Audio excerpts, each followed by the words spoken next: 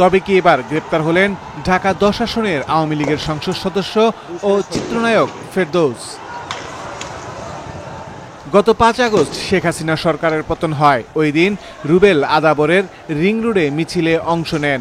এ সময় আসামিদের প্রত্যক্ষ ও পরোক্ষ নির্দেশ, প্ররোচনা, সাহায্য সহযোগিতা ও মদদে মিছিলে গুলি ছোড়া হয়। বুকে ও পেটে গুলিবিদ্ধ অবস্থায় রুবেলকে হাসপাতালে ভর্তি করা হয়েছিল। হাসপাতালে চিকিৎসাধীন অবস্থায় তিনি 7 আগস্ট মারা যান।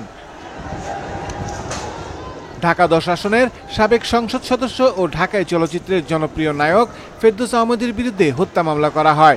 রাজধানী ঢাকার আদাবর থানায় দায়ের করা হয়েছে মামলাটি।